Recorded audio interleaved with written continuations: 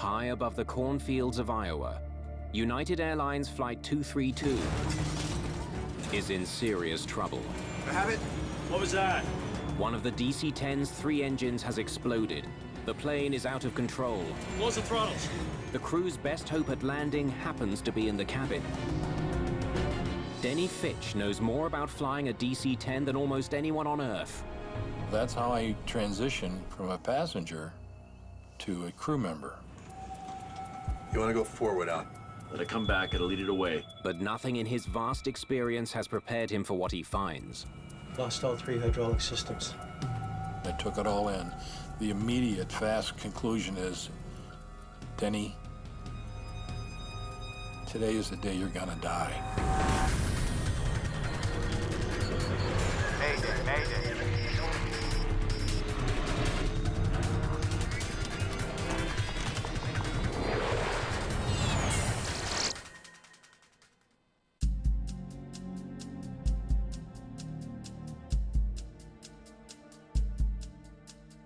United Airlines Flight 232 is halfway through its journey from Denver, Colorado to Chicago. The DC-10 is cruising at 37,000 feet. The clear weather makes this a relatively easy flight for the captain and his first officer, both former fighter pilots. Oh, looks like we're gonna make Chicago on time. The airplane was trimmed up. We enjoyed a cup of coffee, and weather was good.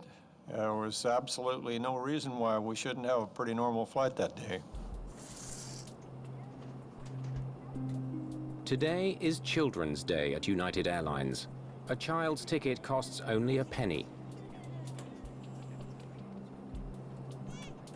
Of the 285 passengers on the flight, 52 are children. Thanks for the cookies, Jan. Now, how about some more coffee?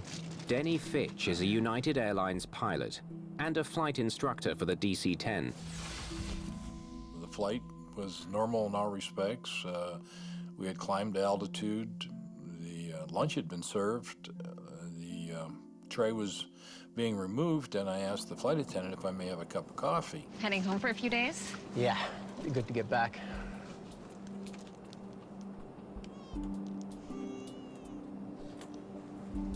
Excuse me. I'll take a refill when you have a second. Thank you. Jerry Schemmel is a basketball executive on his way through Chicago for a draft of college players. It was a very smooth flight. In fact, we were told when we got on the plane that there wasn't any expected turbulence at all. It should be a real smooth ride for 2 hours to Chicago.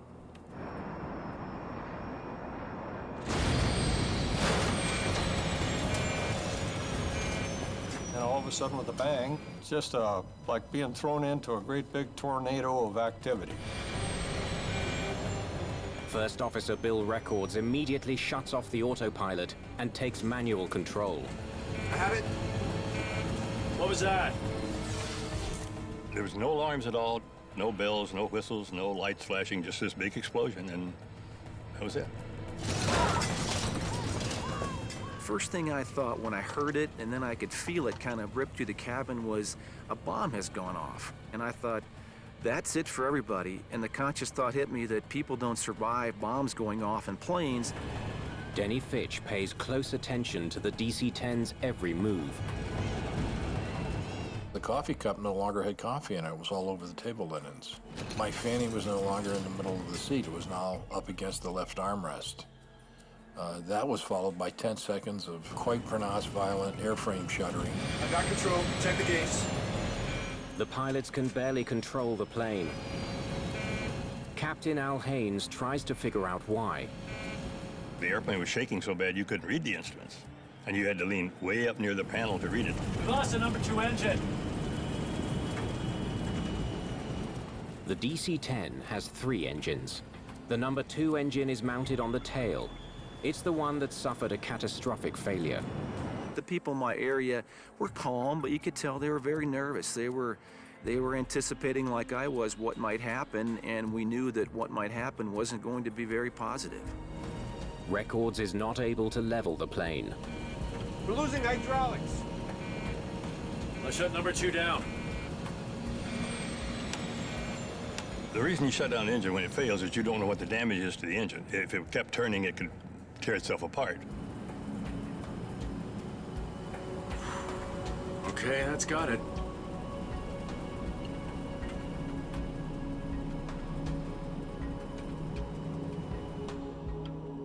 But Denny Fitch suspects there may be more to worry about than the loss of an engine. I was looking out the window for clues, and one of the clues that first appeared to me, and it was an abnormality, was the fact that the right wing of this aircraft was dropping. It doesn't make sense. The number 2 engine can't cause these wing behaviors. In other words, its loss doesn't have anything to do with what I'm seeing. Bill said, Al, I can't control the airplane. And that's a real attention getter. And so I look forward to see what the flight controls are doing. The damaged engine has been shut down. The plane is not responding to the first officer's commands. It's banking further and further to the right. It's a very sickening feeling to have the controls all the way over and have them all the way back as far as you can go. And the airplane was, in fact, going the opposite direction. I've got it, Bill. If the pilots can't find a way to level the plane, it will soon be upside down. We had the control wheel as far as it go to the left and as far back in your lap as it would go. You can't do that in flight. So there's something drastically wrong there. But the airplane was starting to roll over its back, and we had to stop that. This isn't working. The plane has become impossible to steer. It's a dire situation, and it can't be explained by the loss of one engine. Dudley, check the gauges. What's going on back there? We have no hydraulic fluid left. All systems are down to 0. All 3? That's impossible. A complex hydraulic system carries the commands from the pilot's control column to the aircraft's control surfaces, such as the elevators, rudder, and ailerons. Without fluid in the system, there is no way to move these crucial flight controls. Hydraulics are the lifeblood of the airplane. They provide the muscle to move the flight controls, to retract and lower the landing gear, to move the flaps. A lot of the things that move on the airplane are done hydraulically. If you do not have hydraulics, you have absolutely no control. You might as well just take the control column out and throw it out the window. Even though the control columns have no effect on the movement of the plane, both pilots instinctively use them as though they did. It's like driving a car. If you're sliding on ice, nobody lets go of the steering wheel, even though the steering wheel is not effective. And this is the same way. You're holding onto the controls, hoping, I guess, that maybe there's some hydraulic fluid in there someplace. What's it say in the book? The DC-10 has 3 separate hydraulic systems. If one fails, the other 2 act as backup. But all 3 systems are now empty of fluid. There's nothing in here for anything like this. 1,000,000,000 to 1 were the odds that this would happen. You're never trained for that. You never drilled for it, you never trained for it, because technically it can never happen. No hydraulics means no flight controls. The plane could spiral to the ground at any moment. Let's use the engines. Yeah, why not? Well, we kind of made it up as we went along. Everybody realized that this was something that we didn't have a procedure for. So you just kind of grabbed for whatever's working. The left and right engines are still running. The pilots decide to use them to their advantage. I'm gonna pull back number 1 about 10%. You go up on number 3, 10%. Nice and slow. By adjusting the power to the 2 remaining engines, they may be able to level the aircraft and make it fly straight. Easy does it. The engines are at cruising speed. The slightest miscalculation could be catastrophic. The plane begins to level off.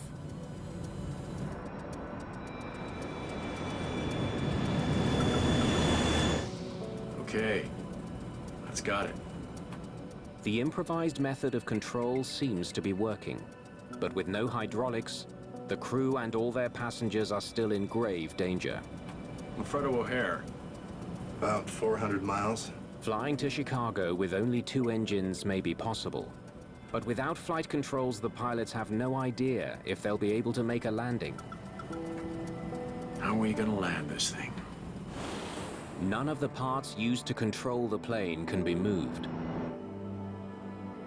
No pilot has ever safely landed a DC-10 without hydraulics.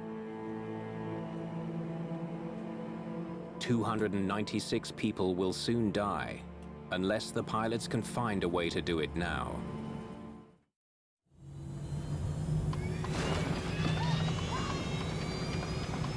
The nose is going down. What's going on here? United Airlines Flight 232 has begun to accelerate downwards. Normally, pulling back on the control column would raise the elevators and lift the nose of the plane. We have no elevators. But with no hydraulics, that control is gone. Normally you just pull back and add a little power and pull the nose up, but we didn't have the controls. Okay, let's ease them up, see what happens. The only things working on the plane are the two forward engines. Let's try 10%. Watch the gauges. Easy. By increasing power to the engines, the pilots hope they can create enough lift under the wings to raise the nose. This is what you have to do, because the power creates the lift, and that's what you need. The maneuver works. The plane pulls out of the dive. Okay. That's got it. Easy, easy. We just dropped 1,000 feet. Okay, we gotta land this thing. Find out where the hell we are and get us to the nearest airport. Since the engine failure, the plane has been drifting to the right. There is no way Flight 232 can make it to Chicago without flight controls. The pilots need to find a safe place to land as soon as possible. This is United 232. We are declaring an emergency and requesting a vector to the nearest airport. What's going on? We've lost hydraulics. We have to make an emergency landing. United 232, you're heading towards Sioux City. Would you like to go there? We'll take Sioux City. Affirmative. Start getting the cabin ready.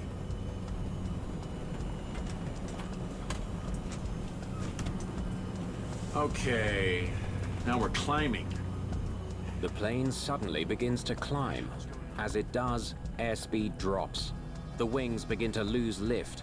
If the climb continues, the plane will stall and fall from the sky. What the hell's going on here?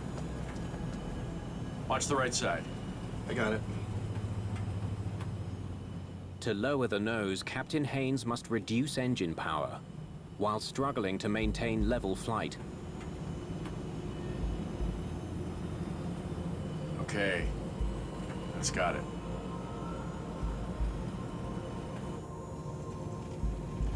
I felt the plane start to drop, and I'm just trying to think, all right, what the heck is going on with this aircraft? We're dropping again. Ease it up. Gently. Gently. Okay. 275. Jesus. The plane has dropped another 1,500 feet. How far is Sioux City? About 55 miles. In 30 minutes, the plane will hit the ground.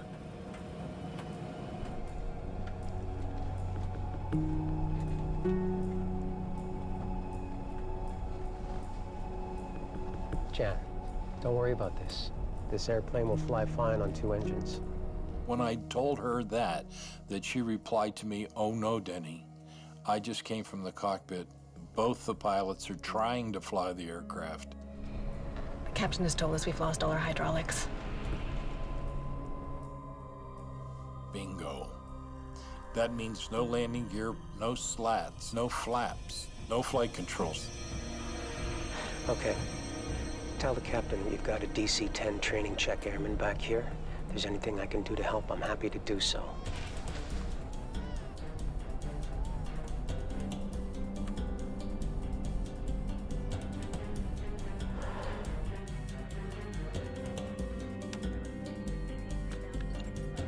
United 232, understand you're requesting an emergency landing? Affirmative.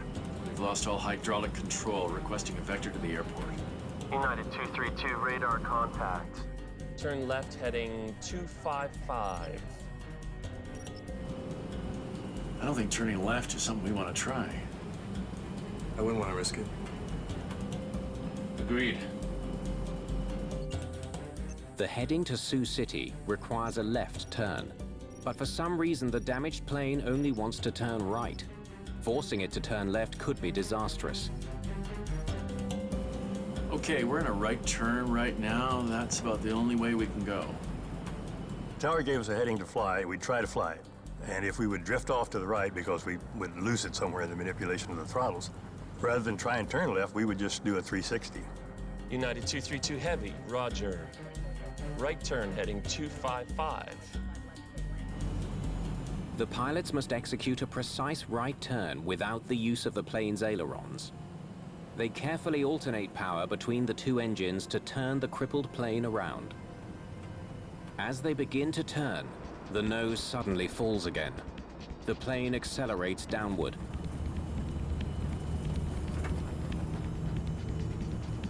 We're trying to keep the airplane straight and level, but as the airplane wanted to turn to the right, every time that they would turn to the right, the nose would go down and the tendency is to go over on your back. We had to avoid that. They manage to complete the turn, but they've dropped another 1,000 feet. Sioux City is still 64 kilometers away. I don't think we're gonna make the airport, fellas.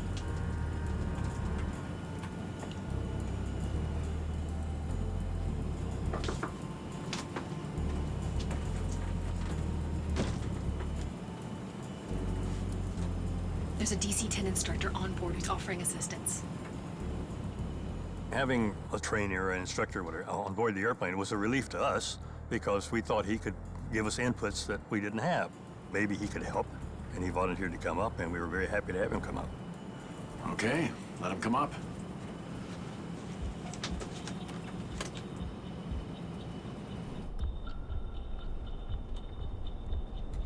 Could you come with me? And so that's how I transitioned from a passenger to a crew member.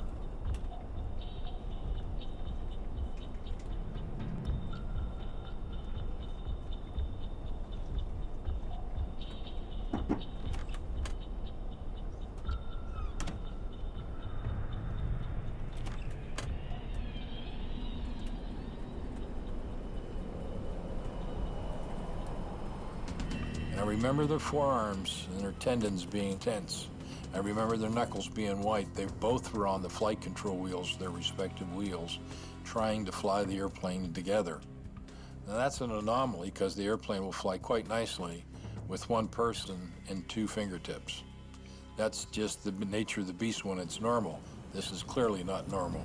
You want to go forward, Al? Now go forward. Let it come back and lead it away.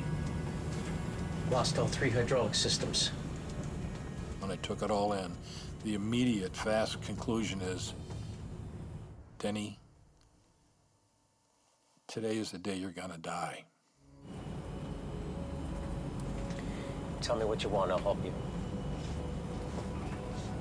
Take the throttles. Because he can stand between Bill and myself now, and he can operate the alternating thrust a lot easier than we can. Okay.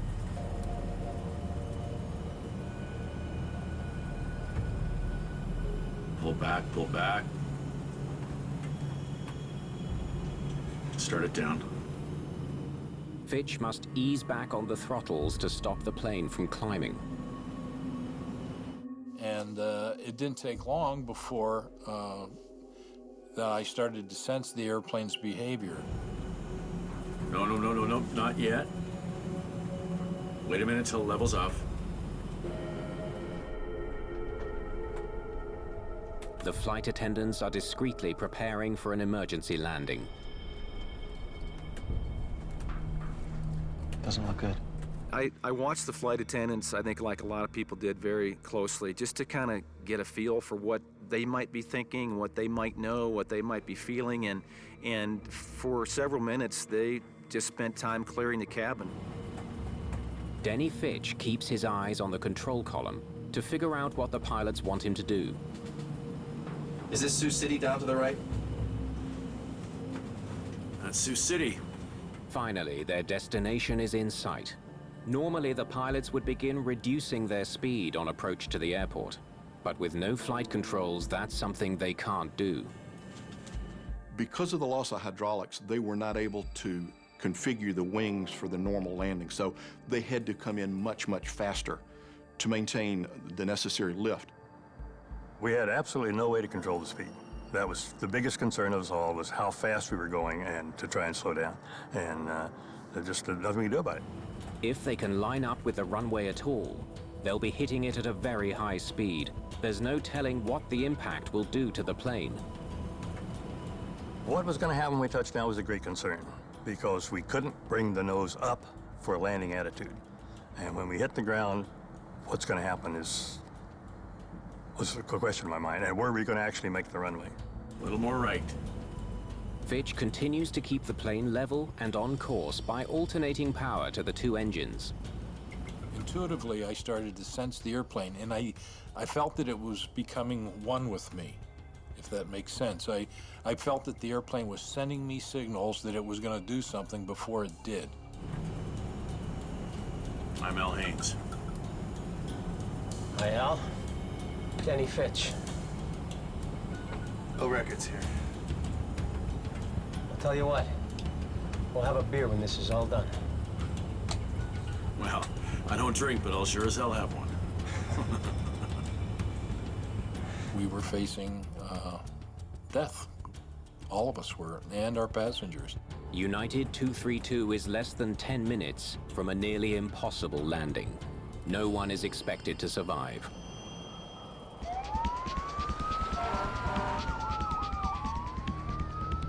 Emergency workers prepare for the worst. As the pilots approach the airport, Captain Haynes decides it's time to tell the passengers precisely what they are facing. Ladies and gentlemen, this is Captain Al Haynes speaking. As you must be aware by now, we're having some control difficulties with the plane. We're attempting an emergency landing in Sioux City. We'll be landing in approximately 8 minutes. We've got about as much control over the plane as we can get, but I need you to understand this is going to be a crash landing. Please review your emergency procedures. This is going to be worse Than anything you've ever been through before. And you need to be ready. We will do everything in our power to get everyone to the ground, but we need your cooperation. I think Captain Haynes wanted to be as honest as he could with us. He didn't want to sugarcoat anything. He wanted to let us know that we are in a very dire circumstance.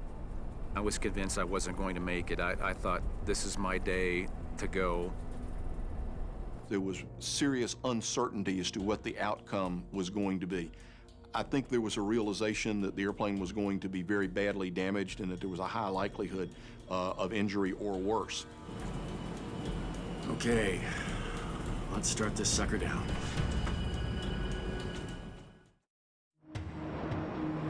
Flight 232 is 9,000 feet from the ground and less than 10 minutes from the airport, but it's still traveling far too fast to land safely.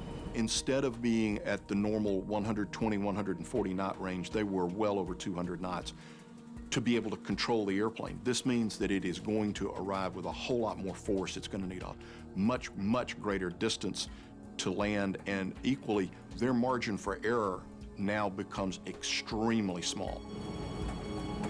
Anybody got any ideas about putting the gear down? I would. Lowering the landing gear will help slow the plane down. Without hydraulics, the pilots have to release the gear manually and hope that gravity locks it into place. I hope that does it. If the gear doesn't lock, the plane is doomed.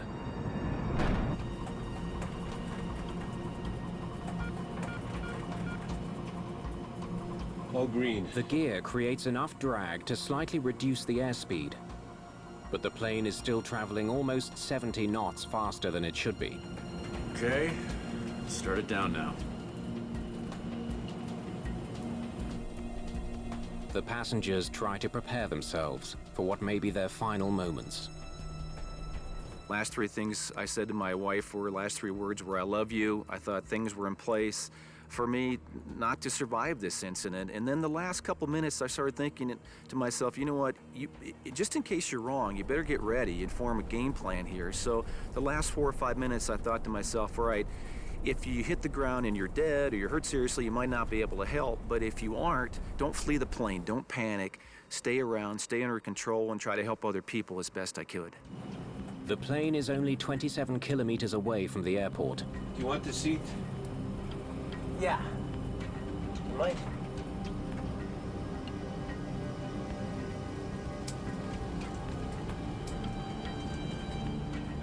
Okay. All the pilots will need to be securely strapped in for the attempted landing.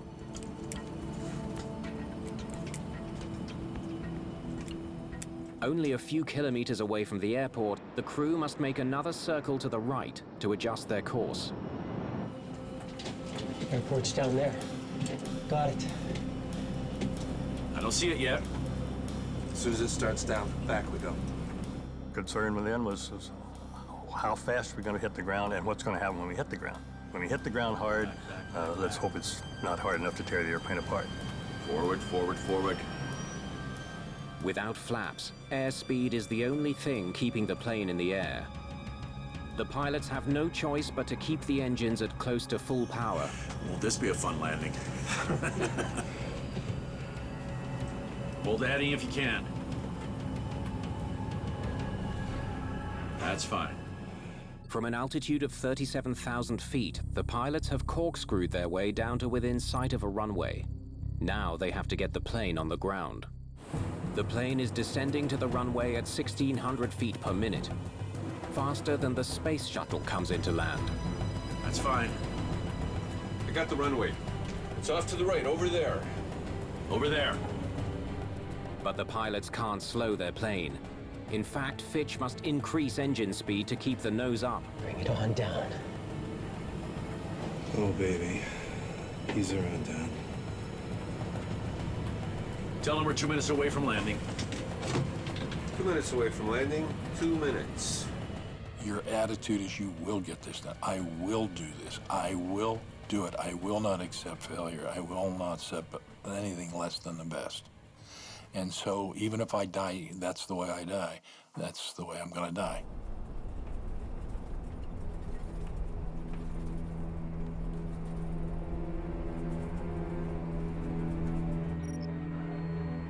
(232), you are cleared to land on any runway. Ah, you want to make it particular and make it a runway, huh? I know we're close enough now, coming in fast enough now, that we're going to make the airport. That was the main thing. Whether we actually made the runway or not, I don't know. The aircraft is still traveling much faster than normal, but the crew cannot delay any longer. This is their only shot at a landing. Get on the brakes with me. Yeah. They will have only minimal braking power and reverse thrust to stop the plane on the ground. They won't be able to steer. No pilot at the controls of a commercial jetliner has ever landed a DC-10 safely at this speed, with or without flight controls. Pull the power back. That's right, pull the left one back. You could hear people crying, and every once in a while you could hear people kind of scream a little bit. And I remember at the end thinking, all right, there's nothing else I can do to get ready here. Now I just got to see what happens, see what unfolds. The plane is 30 seconds from landing. Brace, brace, brace. Had no idea what was going to happen when we touched down. We were going way too fast. We had no flaps. We had no brakes. And we had no way to steer the airplane once we did arrive at the runway. At the very bottom, I was hoping to do the pitch up by putting more power in, pulling the nose up, causing the whole belly to become drag into the wind and slow us down so that we would touch down on a landing gear and then roll down the runway.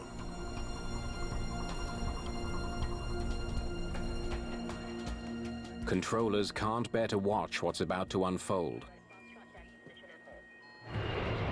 Only 100 feet from the ground, the nose dips again, increasing its already dangerous speed. The nose lowered, the airspeed would get built up again, and the right wing started to go down again. And we couldn't have that. We had to try and get it level. Close the throttles. Close them off. Pull them off. I can't pull him off or we'll lose it. That's what's turning you. And we both said, okay. He's in charge of the throttles. Do whatever you have to do. There had to be complete trust. Okay, okay.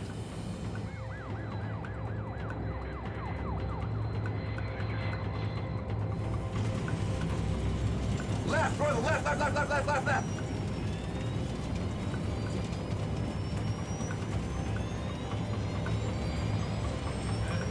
We're turning, we're turning, we're turning.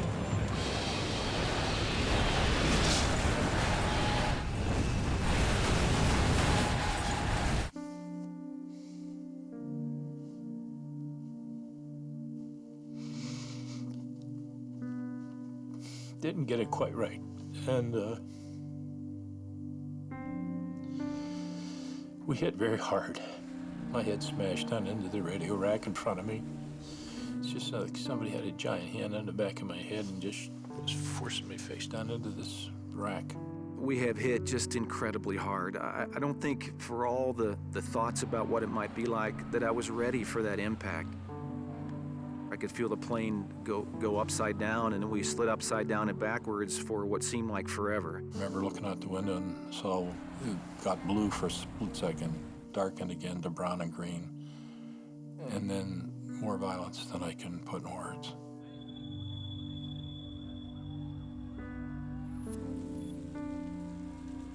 I had to take a couple seconds to figure out whether I was alive or not. Figured if I'm feeling pain, I must be alive.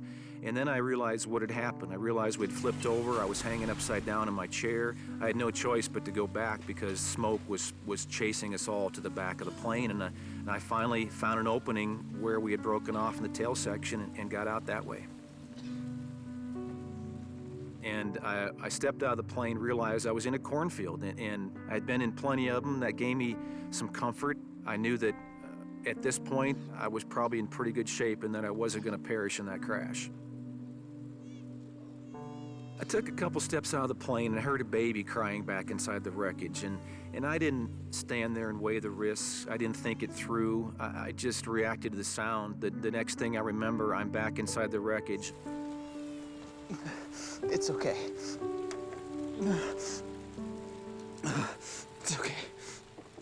Jerry Schemmel manages to find the child and helps reunite her with her parents. It's okay. But others are not so lucky. The plane lies in pieces on the runway and in a cornfield. There is no sign of the cockpit or the pilots. On the initial viewing of the aircraft hitting the ground and tumbling down the ground and a huge fireball and so on and so forth, we didn't expect to find survivors. 45 minutes after the crash, the cockpit is discovered 180 meters from the rest of the wreckage. All 4 pilots have survived. I was unconscious. Fortunately, I was knocked out on impact. I have absolutely no recollection of the crash at all. And then the next thing I heard is somebody say, "Are there really 4 of you in there?" And I heard more than one voice say yes. I knew at the time that I saw this fireman coming across the field that I had been in a crash and I'm alive. I had no idea what kind of shape I was in, whether my legs were attached. I couldn't move my fingers. I was just literally pinned to the ground.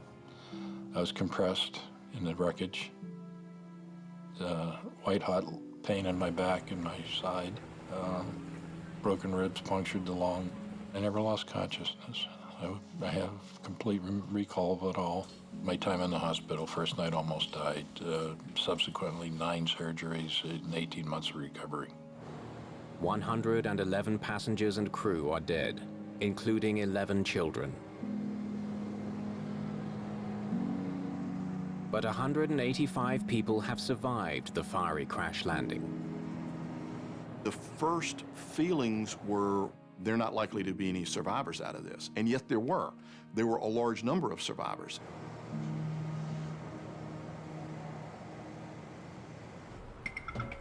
The damage to the tail section confirms what the pilots reported. The number 2 engine exploded in mid-flight. Investigators need to know why, and how it led to the catastrophic loss of all hydraulics. We already pretty well knew what we were looking for. we knew we'd had an engine failure of horrific proportions. We knew we'd had a hydraulic issue that had depleted all 3 hydraulic systems. The NTSB's Bob McIntosh is in charge of the team dispatched to Sioux City.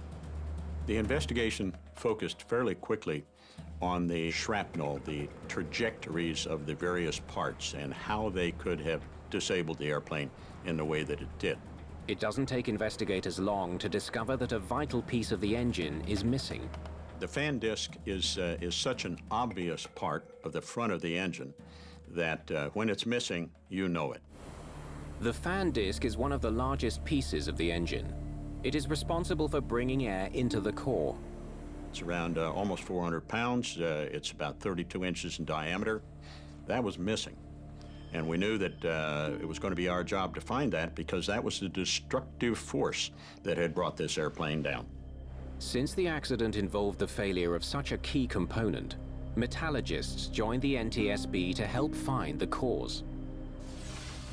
The rotating parts in the engines of jet airplanes have to withstand a lot of stress. So you want to use a material that optimizes the strength while minimizing the weight. So at the front of the engine, the fan disc, for example, they use titanium alloys. Jet engines are extremely reliable. To have a fan disc break off is almost unheard of. The failure of a major rotating part of any kind, whether it be at the front end or anywhere in the engine, is a major event. Before they can understand this rare failure, investigators must find the missing fan blade assembly.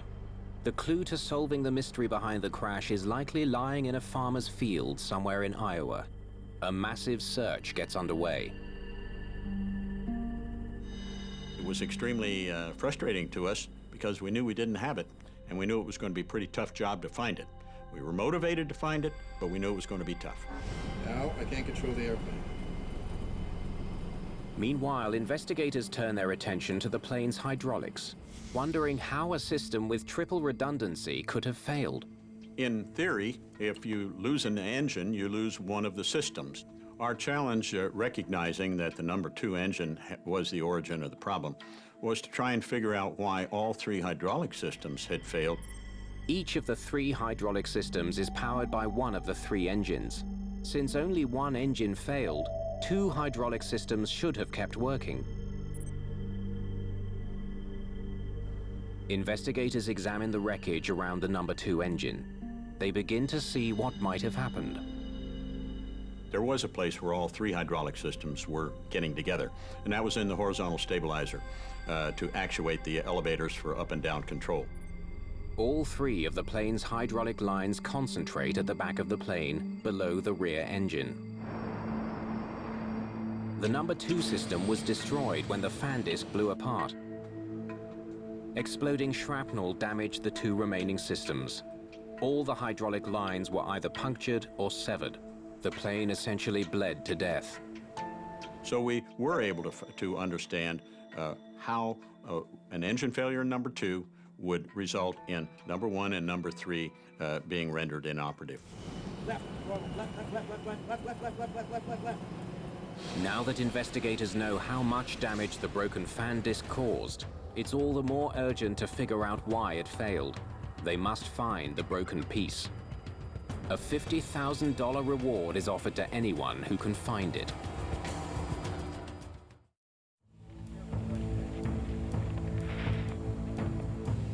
Three months after United Flight 232 crash-landed in Sioux City, Iowa, a farmer finds the crucial piece of the puzzle lying in her field, about 100 kilometers from the airport.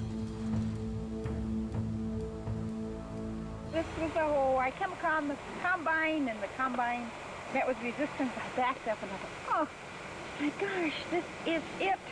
The lady who found the fan disc was our hero of the day. This was an extremely important piece of evidence. The massive disc is broken into 2 pieces. How could it break like that? It was extremely unusual, and we really wanted to try and figure out why this thing had what we call burst. The titanium alloy used to make this vital part is extremely strong and resilient.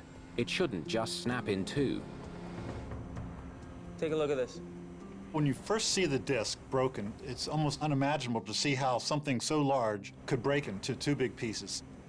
Didn't happen overnight. A close examination of the broken part reveals surprising evidence of why it fractured. It's definitely fatigue. It was pretty easy to visually to look at this to see that there was a fatigue crack there. The investigation then continued to see where did the fatigue crack initiate. Can you cut me a small section from here? Investigators need to know what had weakened this powerful alloy. They trace the fracture back to where it began and remove the section for testing.